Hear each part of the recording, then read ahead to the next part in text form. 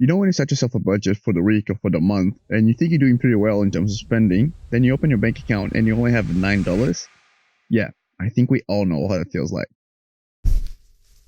So one of my goals for this year was to manage my money properly. And by that, I mean that I wanted to track exactly how much money I was spending. I wanted to track exactly how much money I had. And I wanted to track just pretty much every move that my money made out and in from my bank account. I've tried budget apps, and not only one by the way, but a lot of them. None of them actually worked. I've tried setting myself a monthly budget and it didn't work. In the end of the month, I was always transferring more money from my savings account to my main account. After much brainstorming, a lot of shame because I wasn't accomplishing my objectives, I finally created enough shame to say to myself, enough is enough. If I'm not able to manage my money properly, what else am I not going to be able to do? I've done a lot of research on how I could track my spending. I've tried apps, I've tried tricks that I've seen people teaching, and honestly, nothing worked. I mean, I don't really want to call them tricks because it's not really a trick, because a trick seems like it's something easy and dodgy.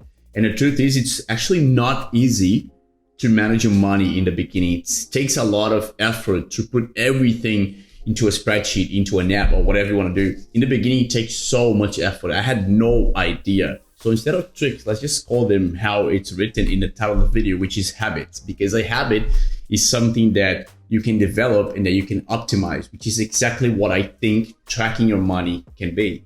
But yeah, honestly, I've made it. I have never been so aware of how much money I've been spending in a week, in a month, what I've been spending on, and what I want to spend with in the future. So without any further ado, let's just go into these into these habits. So number one is going to be do not spend money because it feels good. And that's a huge one. I know it gives a bit of a good feeling when we're buying a nice piece of clothing or, simply buying a burger at McDonald's. However, try to fight this impulse and grow the habit of only buying things when you actually need them, not because of the impulse. Some call it 24-hour rule, 7 days, and even 30 days. It depends. For me, I work with 7 days, but I would tell you to find a time frame that works for you and then you start from there. So once I actually started implementing this rule that I wasn't going to feel good because I was spending money or something, and I kind of chose to feel good seeing my money going up on my savings. And it actually feels really good when you actually start doing that. And not to mention that you don't get rich by spending money. So that's the thing. And that brings us to number 2, which is decrease your out-of-house spending.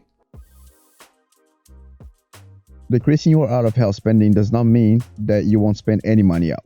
It just means you need to establish your priorities. Do you like spending money with food? Don't buy coffee. Like spending money with coffee? Don't spend money with food. If you don't like spending money with food or coffee, buy yourself a nice piece of clothing every week. So what I mean by that is find the thing that you like spending the most, so your priority spending, and stick to that. Only buy that when you go to the street. So if you like buying coffee when you go to the street, buy coffee, but don't buy clothes. Or buy food, but don't buy coffee. So find the one that it is for you and stick to that one. By doing that, you're going to be able to fulfill your pleasures and save money or get richer if you will. Thing is, money is and it's always going to be a delicate subject to people. We don't talk about money no matter if you have it or not. People love to make it seem like they have money, like they have a comfortable life. But if they ever open their bank account, you'll see that the only thing growing is their credit card debt.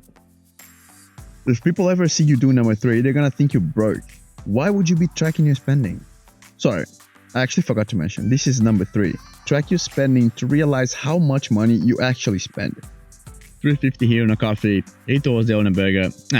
I'll just have a drink this weekend. It's gonna be just one, I promise. Okay, I'll have to. I didn't spend that much money this month. Let's just get a pizza to celebrate. Extra large piece, I'm hungry. And get a Coke. No sugar please, I don't want to feel bad on Monday.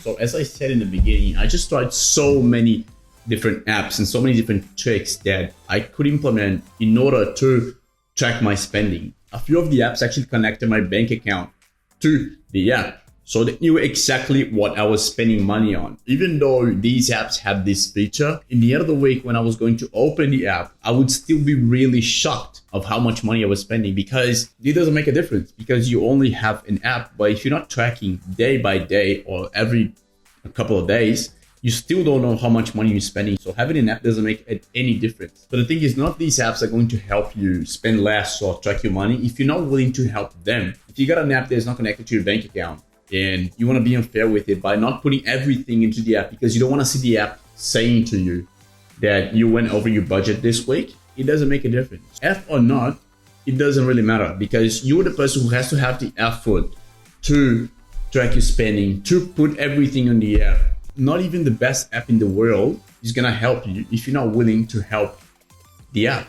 And right now, what I've been using is a spreadsheet that I made exactly for my needs and for my bills. So what I did was I did some research online, see how the general spreadsheets were working, and then I kind of designed a spreadsheet for myself based on my exact needs. I'm gonna leave the link in the description here just for you guys to see how it actually is. If you want to base yourself on that spreadsheet, I'm gonna leave the link down here. But don't forget that it's important for you to craft this spreadsheet for your needs and for your bills. Otherwise, it doesn't make sense for you to use my one. Okay, with that, let's go to number 4, which is lock up your savings by investing them. Look, saving money is really good. You see your money going up, you have money if you need. But the thing is, there's just so many things you can do with that money that is simply sitting there on their account. I'm not going to tell you the best types of investments because truth is, there isn't a best type. There are different types of investments for different timelines and different risk appetites. So if you want to invest your money, which I completely think you should, talk to a financial advisor or at least do some research online about the different things you can do with your money so it gives you a passive income. Not only would you not be spending your money, but also you would be getting a greater return on it. If you think about it, making 10% return every year for 10 years, it's 2.5 times your money without adding any other money in. Imagine once you apply the rest of the tips we've been talking about and putting even more money in. Number 5 will be understanding how credit card works. Credit card debt has never been so big, and this is not only where I am or where you are, this is everywhere. People have never spent so much money than today. Every year, companies achieve bigger sales targets than the year before. And credit card providers offer even more attractive rates because they know we fall for it. It's okay to have a credit card. These days, I would actually say that it is necessary to have a credit card. If you know how to use it, of course. It buys yourself time. So if you need something right now, but you don't actually have the money right now, a credit card can help you facilitate that buy.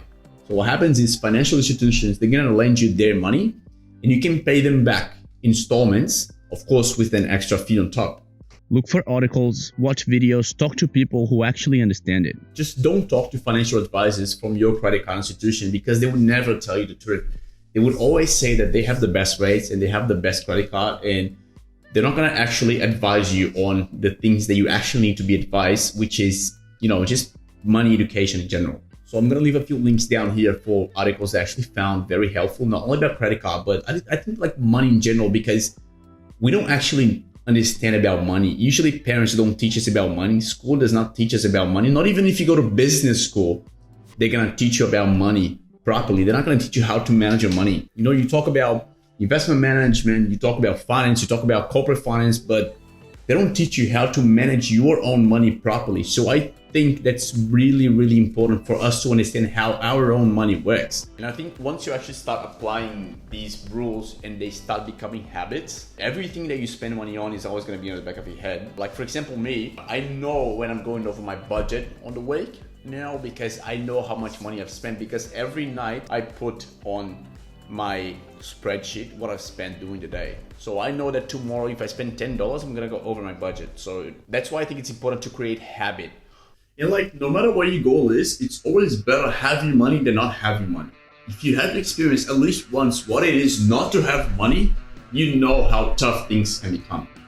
So if you apply either one, some, or all of these rules, something good is definitely gonna come out of it. So let me know down here in the comments how many you have applied, which ones, and how rich you become only by applying these.